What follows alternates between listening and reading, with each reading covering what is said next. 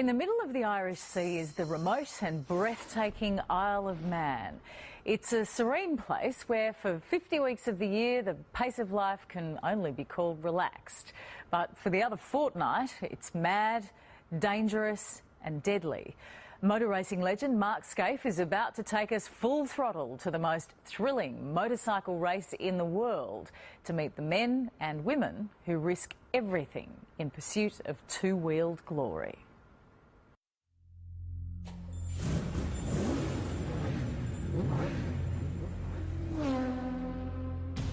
It is absolutely just beyond your wildest dreams to think that you could come here and race a motorcycle. The Isle of Man TT is like a religion. It's the oldest motorcycle race in the world. You can stand on the footpath and you could literally reach out and touch the riders going past at close to 200 miles an hour.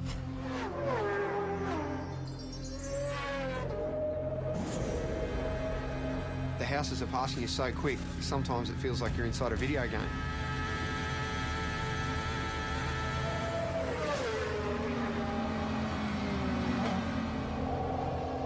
It's frightening. It's damn dangerous and it stresses me out.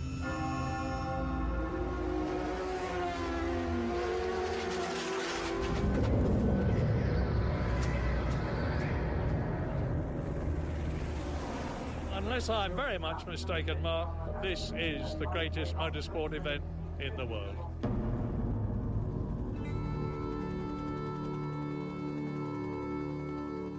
Between Ireland and Britain in the Irish Sea sits the Isle of Man. A sleepy tax haven for most of the year.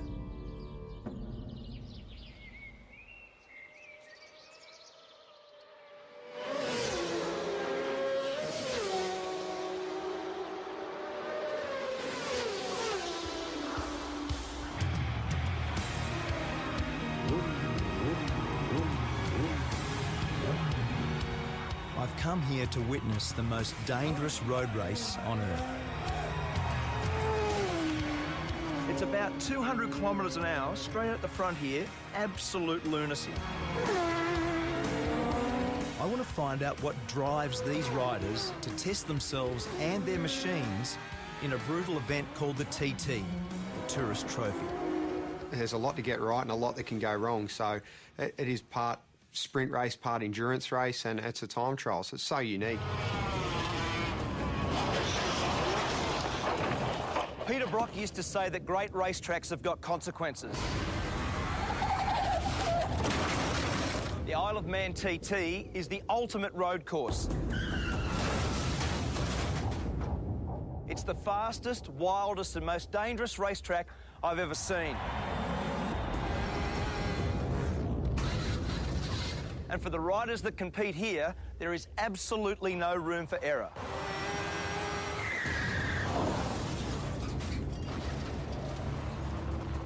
In its 104 years, 234 riders have died. It says on the back of your pass that motor racing is dangerous. This is dead set dangerous, isn't it? It is. It really is. It's frightening.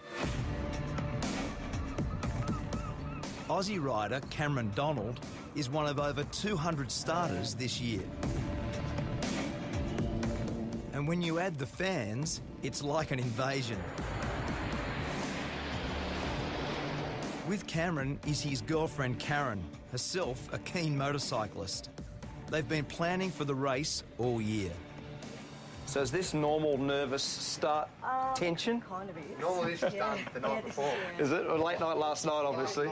Usually we like to have this done the night before, everything, but by the time we finish, like 11 o'clock, it's just like, let's get out of here and worry about it tomorrow. So what's Karen's job in this world? Keeping calm.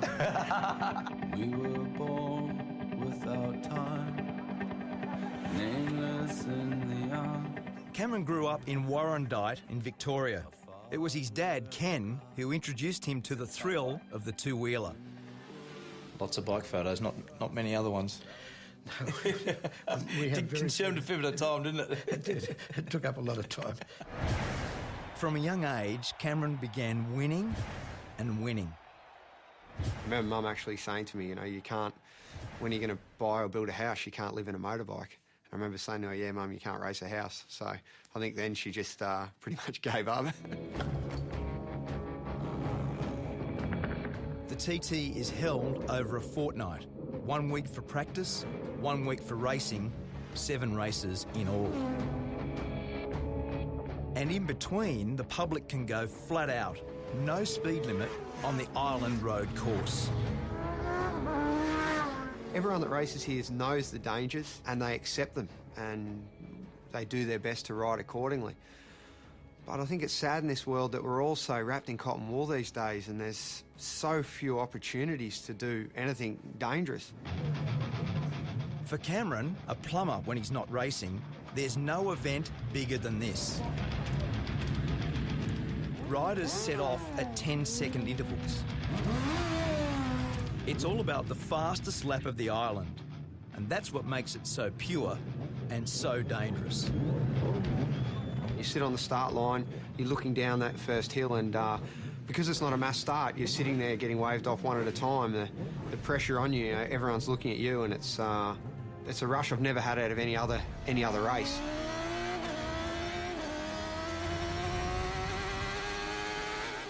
There's just so few events in the world where we can do such a thing, you know, where you can close off a road and race a motorbike around it. It's such a beautiful thing. 61 kilometres of public roads. Over 200 corners to be negotiated. Top speed, 330 kilometres an hour. This isn't a track. This is a country road. Like, let's not get this wrong. And it's fast. My friend and 5-times world champion Mick Doohan has come here for the first time. Sort of madness, you know. He's not racing, but on the parade lap, he got a taste of what it's like. First reaction. As soon as you saw the place, looked around, what was your first reaction? Yeah, I didn't need to come here to have that reaction.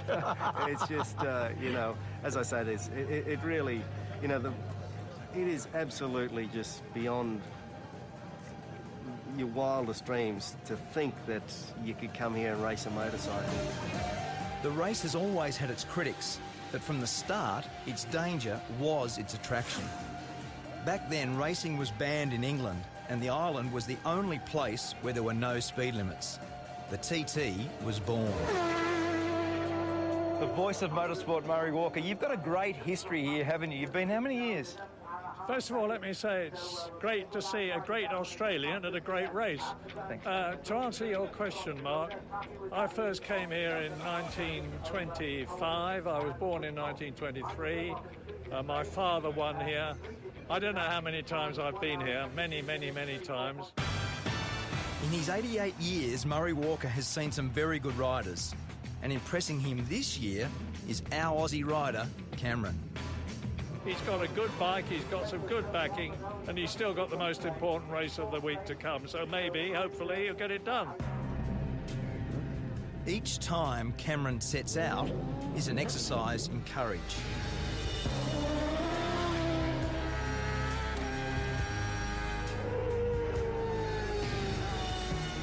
Each lap is an anxious one for Karen, who gets radio updates on his progress.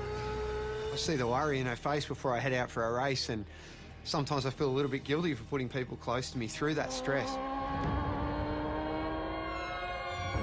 In the week I was there, 7 people lost their lives. 3 riders and 4 members of the public. ACU Events Limited regret to announce the death of Derek Bryan. I've lost a couple of friends in my years racing at the Isle of Man, and I do think of them in the corners that they've fallen in, and where Dobbsy crashed is one of the most intense corners on the track. Dobbsy, Paul Dobbs, died in the TT last year. He lost his life to the sport that he loves, like, so. Just one of them, mate. Paul was buried on the island, leaving behind his wife and 2 daughters. So what did you love about him? God, everything. Racing. Bridget is Paul's wife, A year on, she's brought the girls back to remember their dad at the race he loved. You know it's risky, of course you do. I mean, you know, everyone loves those photos of riders' heads this far from a stone wall. You know, obviously, the reason you love those photos is you think, oh my God, it's so close, you know? That's, it's, you know, other people have said that you only really know that you're alive when you're almost not. Some are just plain lucky to survive, like Connor Cummins. I can actually see, you know, where it's all gone wrong. I've disappeared over the side, and the way I look at it, that's where, you know, the injury started to happen, and it's sort of, it does get to you a little bit. We'll just get on with life. The world ain't gonna stop for me. Has your opinion of the TT changed based on what's happened? No? No. Do you think it should be banned? You can't possibly ban it. I mean, I don't know if you could ban it if you tried. It's like a monster, you know. It's bigger than the rest of us.